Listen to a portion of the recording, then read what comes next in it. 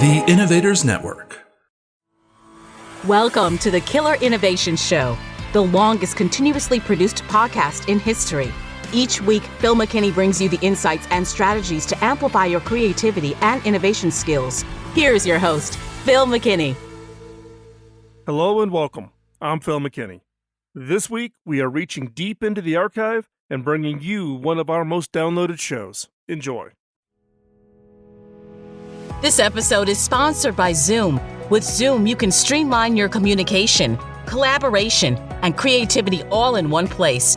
Zoom is the market-leading platform that provides video meetings, voice, webinars, and chat across desktops, phones, tablets, and conference room systems. To learn more about Zoom and sign up for your free account, visit killerinnovations.com/Zoom.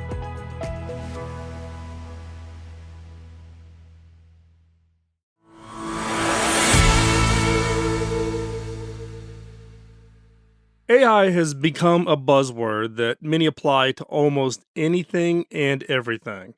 You cannot go to a trade show these days without seeing some form of AI label being attached to everything from apps to AI-enhanced coffee. Yes, there is such a thing as AI-enhanced coffee.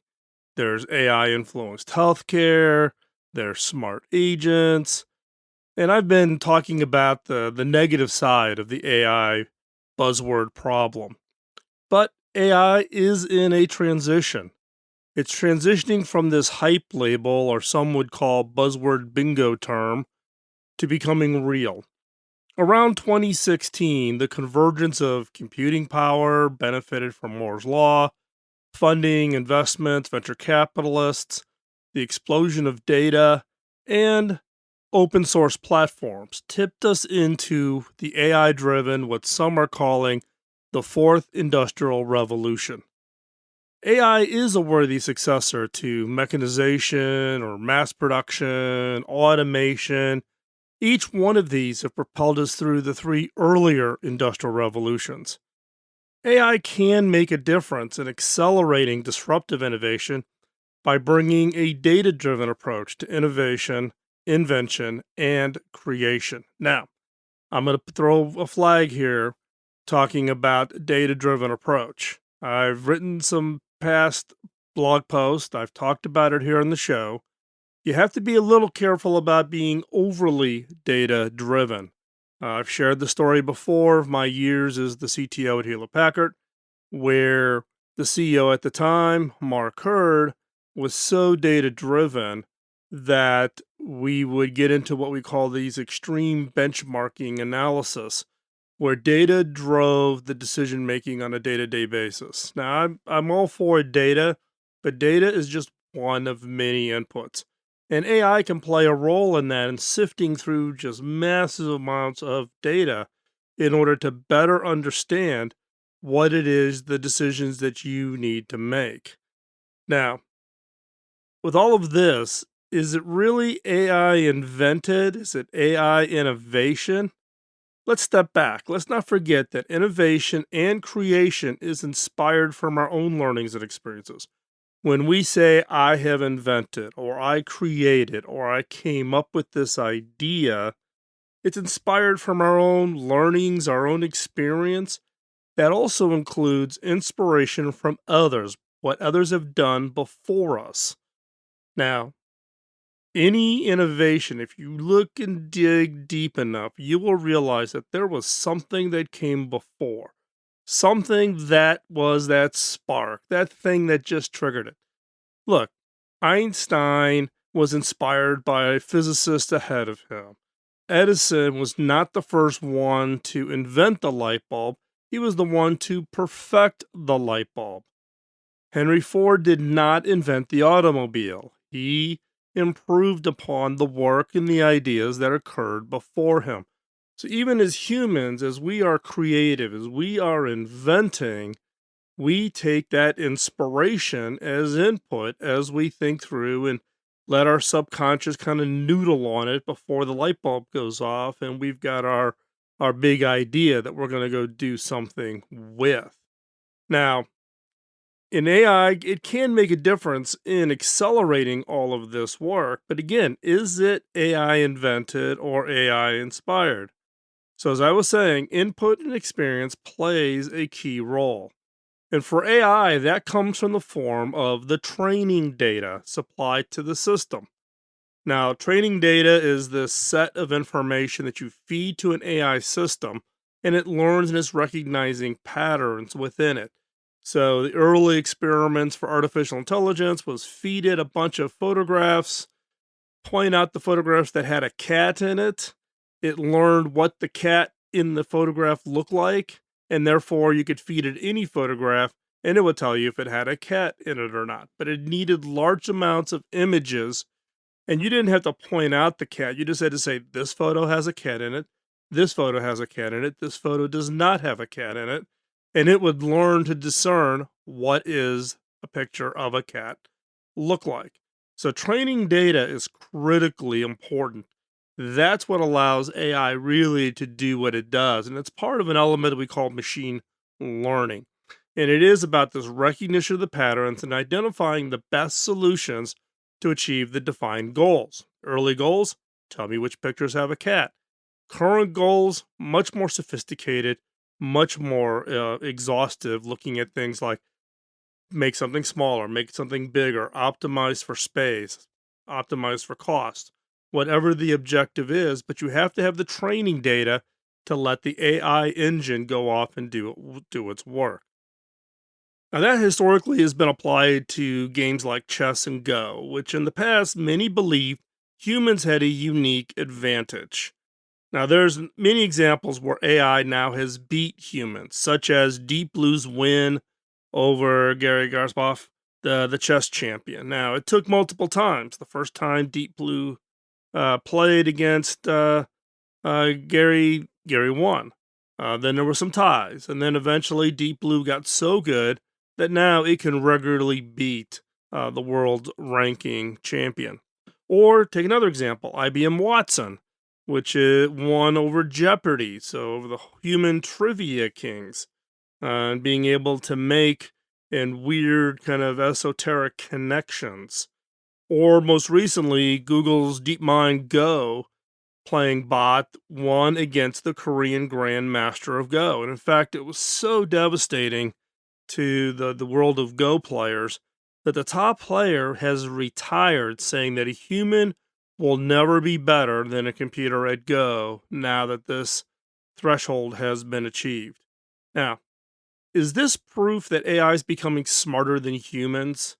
It depends on how you define smart. Is it defined by taking a test and having an IQ number?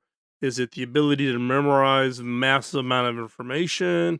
Or is it critical thinking skills? Or is it the role of the subconscious to make random connections together? What makes humans smart? How do we define a smart human from a not so smart human? Now, we got to be careful here and let's not jump too fast, too quickly here into what it is we're talking about from the standpoint of smart. In the case of chess, the key is to recognize patterns and to be able to look at so many steps ahead. So, can I look at 10 moves ahead or 15 moves ahead? And every move ahead is a factorial of the number of options that are available on the chessboard. So, it becomes a very, very large space to have to search out every and all possible answers. So you'd be able to recognize patterns and to look at how many moves ahead. Two skills that computers have become quite good at using machine learning for. So is that the definition of smart? That's what we're going to talk about today. I want to get into this a little bit to discern what is AI's role really in enhancing all of these things. Now, let's not underestimate, though, AI is here and it will have an impact. And it's going to have a direct economic impact. PricewaterhouseCoopers estimates that AI will add 15.7 trillion, that's with a T, trillion, to the global economy by 2030, with the United States seeing a 14.5% increase in the gross domestic product from AI alone. So, no argument, AI is here and it will have an impact. The question I want to talk about, though, is will AI have an impact on innovation? on creativity, on the things that we typically associate as being a uniquely human capability. And how, if so, how will it impact? How will it be manifested? How will we experience that? And in what ways can AI be used by you and I to improve the innovations that we are working on? You're listening to this show for a reason. Maybe to learn new skills, learn new capabilities, listen to our guests, to be inspired about how they innovate, how they create, what's their spark, and you're trying to improve your own skill. I'm going to argue today that we need to open our eyes and be ready to look at AI agents, AI support, AI tools that allow us to improve, you and I, to improve our ability to innovate or improve the innovations that we are specifically working on. This is going to be transformative. It's going to be just like when I started off as an architect using pencil on vellum to being able to use software. This is this next step, but for innovation. To cover such topics in a 1 hour show, we will use a series of examples where AI is being used to create, to invent, and understand how it does what it does. So, are you ready to jump in? Let's jump in and have this conversation. Let's go. One example of AI is in the writing of stories for Associated Press. AP uses deep learning in a tool that it calls Wordsmith to generate millions of news stories for financial services and sports, and it outpaces the output of all major media companies combined. And basically, the way Wordsmith works is it's trained on articles written by others that were defined as being good, and it takes in things like press releases issued by a company when they release their 10Q or their quarterly reports, or other companies announce a new product, etc. And they take all that input in, they mush it around, and they generate output that matches this pattern of what is a good article. Not that it's different from training of a journalist. Look, it's how we train journalist interns. They go through and they learn how to write for organizations like the Associated Press. Its future plan is to offer medium specific stories, such as those published online, those read on air by newscasters, publication specific stories tailored for publications. Like, I'm going to tailor this article for the New York Times. I'm going to write it in a New York Times style versus I'm going to write this as a BuzzFeed article. Now, the question I immediately ask myself is could they write the script for my show? Could I get a tool like Wordsmith to write my show? Well, not really, because my show is not triggered by press releases and those kinds of things. Now, could they do it in the future? I'm never going to say never, but my show's a little bit different than I'm going to take a press release from a company, mush it around, create an article, put it out, but write it in a style aimed at a specific publication. Now, and I think this is interesting, and I think more and more of the news is actually going to be generated this way. So, what's the downside? There's nobody reading the press release to say, is this really a good press release? Or is this worthy even to be published? Or is the press release even accurate? Right? So I could have the AP take in some kind of input, generate a report, generate an article, have it be published in the New York Times, which establishes some credibility, but there's no human in the loop to say, is everything in here true? So those are some of the downsides for an automated tool, as an example. Now, one of my hobbies, which I'm going to guess 99% of you have no idea that I do this, but I write instrumental music. Now, I used to be a musician. I played the piano, organ as a kid. And in fact, my friend of my mom's owned a music store in the south side of Chicago.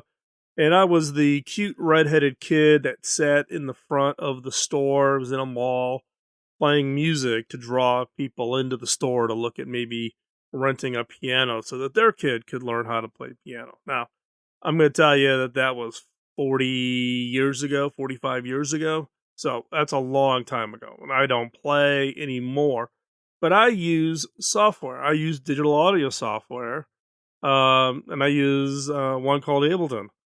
Now, I use this, it gives me instruments, and I can do it all on the computer. I can do it while I'm on the road, and I don't publish this. This is actually instrumentals that I use to see if I can create beats and sounds, etc., to improve my own creativity. I like background sounds, I like background music, and I could never find ones that I really liked, so I started creating my own.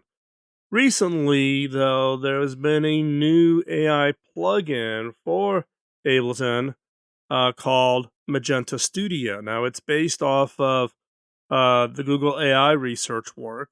It's an AI tool, and I've been experimenting with it to see if it could be a tool, to help me create better instrumentals. Now, Magenta provides a pretty easy way to get started with AI applied to creating music. I can start with blank, meaning I got not a single note on the screen, and I can run the Magenta tool, and it'll give me 5, 8, 15, 20 options of bass drum beats or melodies to use them as kind of a spark, a starting point for creating a new song.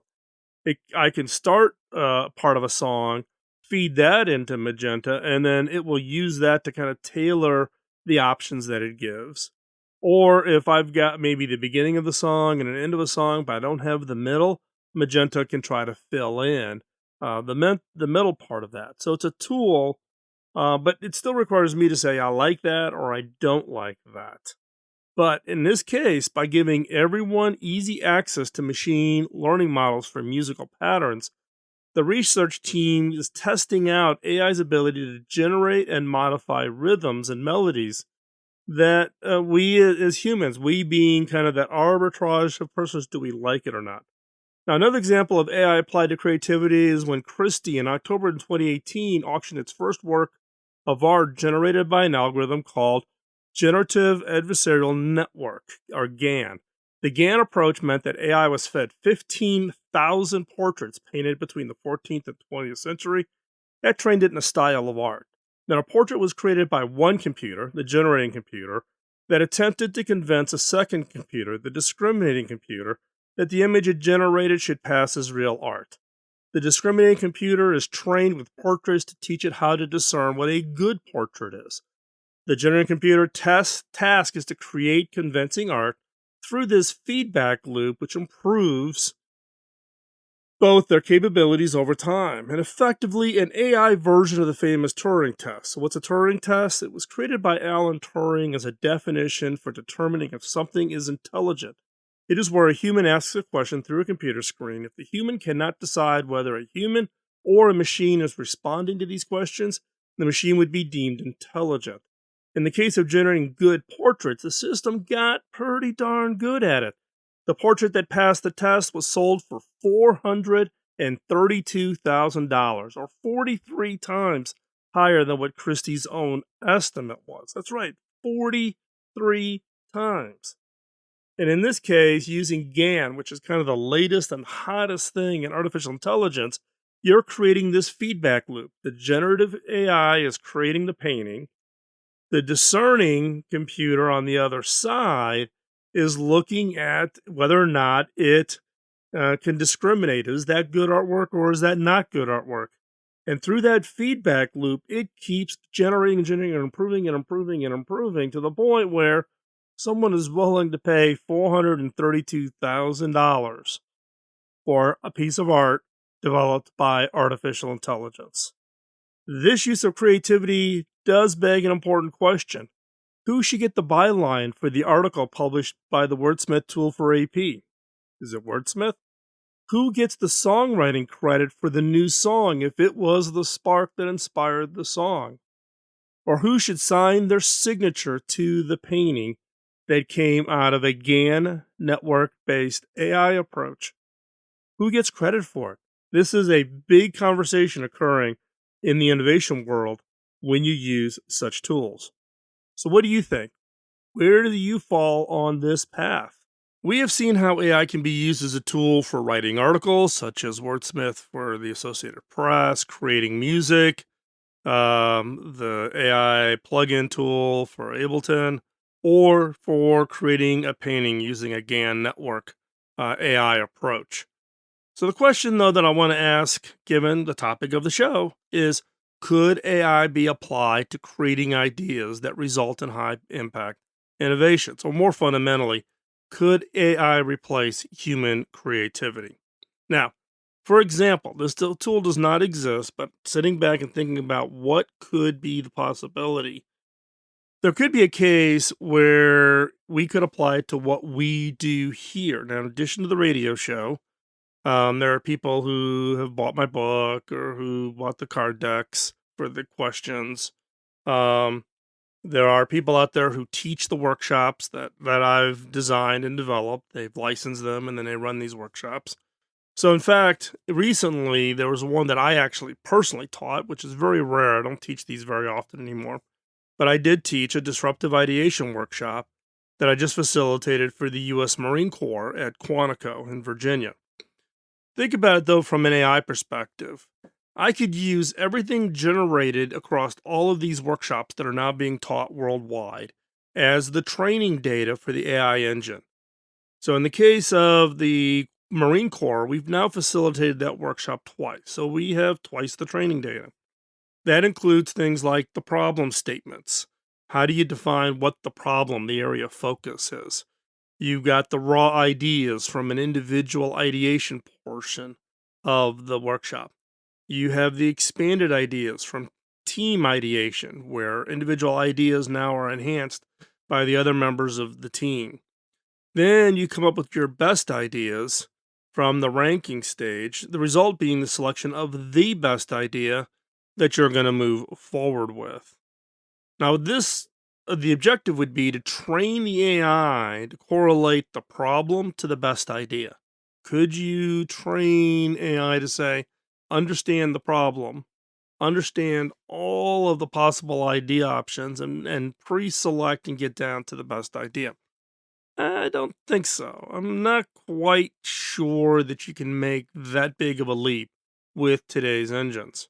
But could there's one option I do think that AI could play, and that is use it as a tool to take the raw ideas and apply AI to expand, enhance, or improve on the ideas. So when I teach a facilitated workshop, we will run through an individual ideation part of the exercise.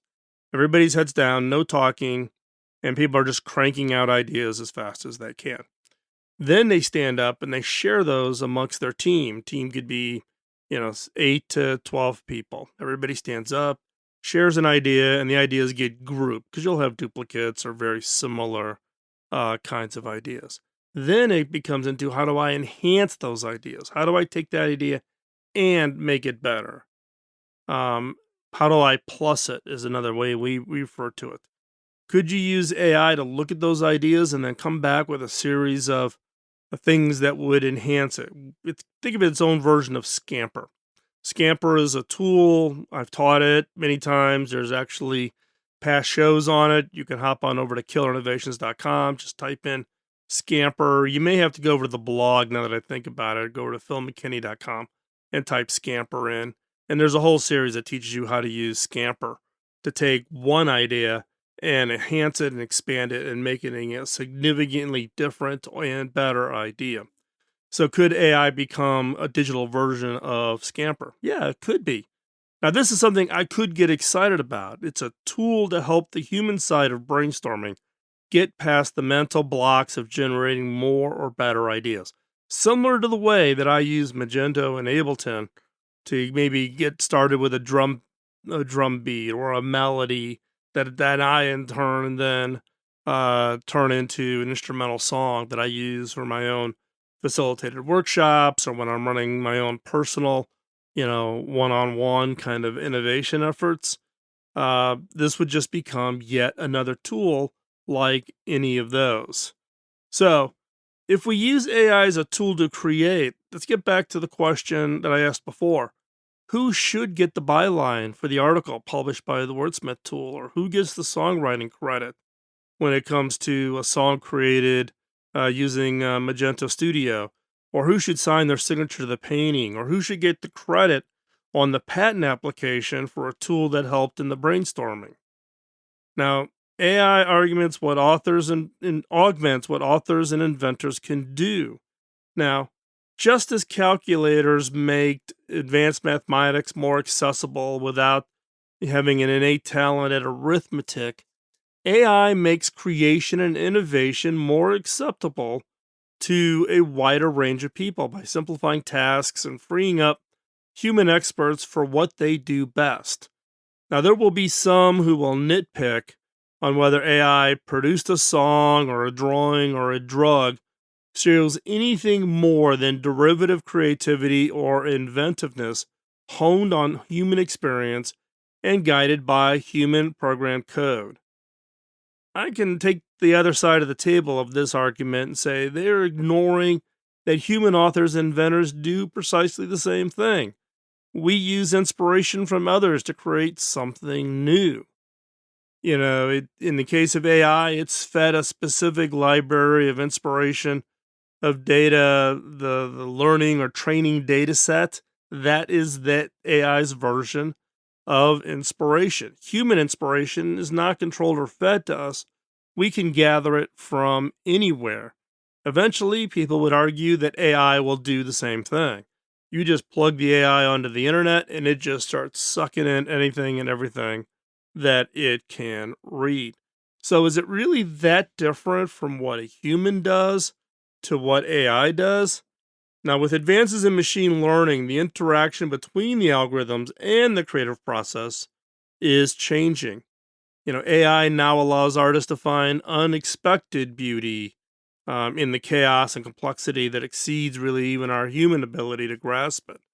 Provides humans with systematic analysis they need to make the novel leaps into something wholly new. I can tell you that just in my own experience with the Magenta Studio and Ableton, it has given me beats and melodies I would have never thought of, never in 1,000 years.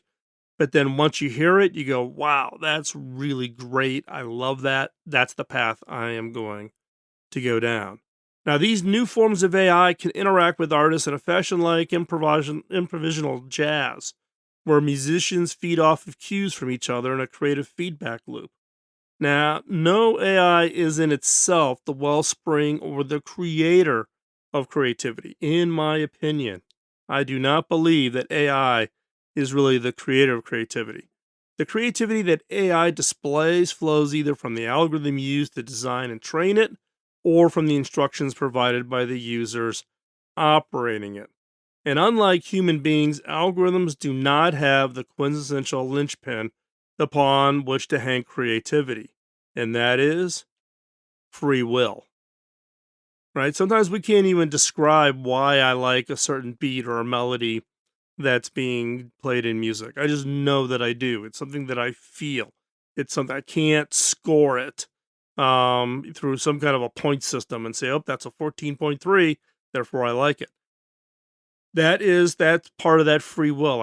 My free will to choose to like something or not like something.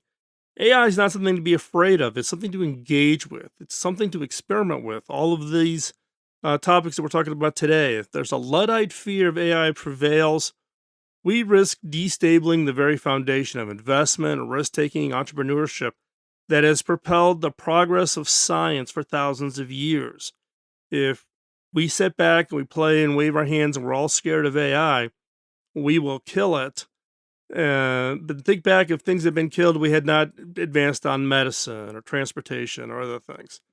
It's the same thing. We cannot assume that everything's going to work out. AI can create risks if we are not deliberate in the training data, avoid bias in the training data, and define how we measure goodness, such as via the GAN approaches.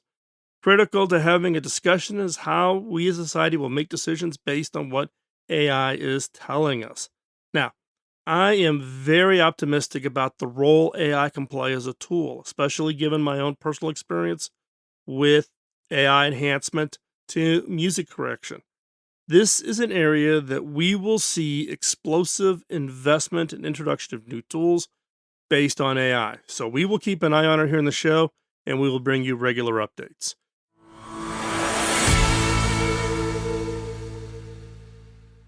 Thanks for the time out of your busy schedule today to join us here on the show. Hope you found today's episode helpful.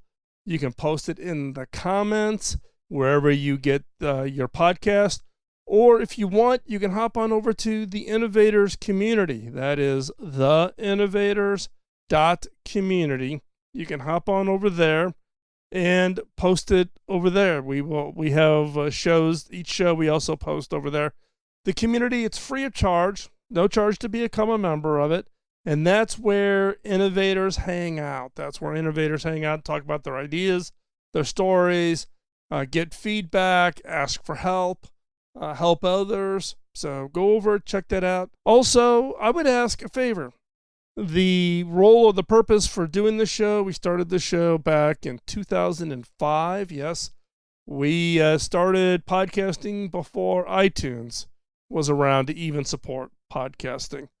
So the reason we started this was to pay it forward, and I need your help to pay it forward. And what I need is for you to tell others, for you to pay it forward, the benefit, the information, hopefully the encouragement in your own areas of innovation from the show, for you to share that, pay it forward by sharing information about the show, encouraging others to listen to the show. That is how you help me pay it forward. So please tell others. Also, we're looking for topics for upcoming shows. We're always looking for topics, interesting guests, etc. You can drop me an email over at phil@killerinnovations.com. And I get that email, comes directly to me, bypasses anybody in the middle, filtering it all out. So you can just drop me an email if there's a topic, a question, or a guest who you think you would like to have on the show. And so with that, hopefully, again, you found today's shows helpful. We've got a number of great shows coming up, so subscribe, like, and follow. Follow over also on social media if you want to keep up with where we are traveling. We are on the bus with the mobile studio, so we are out visiting, traveling, meeting up with other innovators. So love to meet up with you if you happen to be, if you see us on the road. But if you want to follow where we're at, or where we're heading, you want to hop on over to Instagram. For that, you can actually see pictures of the bus and therefore be able to recognize if you happen to see us on the road. But also, if you know people, we're in the Southeast right now. So if you know of innovators, people that have got interesting stories, would love to hear about that. So follow us on social media. Again, LinkedIn, Instagram, and the Innovators community being the three that I am most active on. So with that, thanks for listening. We'll be back next week with another episode, and we'll talk to you then. Bye-bye. Podcasting nonstop since 2005, this has been the Killer Innovation Show on the Innovators Network. This show is distributed by the Innovators Network. For more information and other great shows and content, visit theinnovators.network.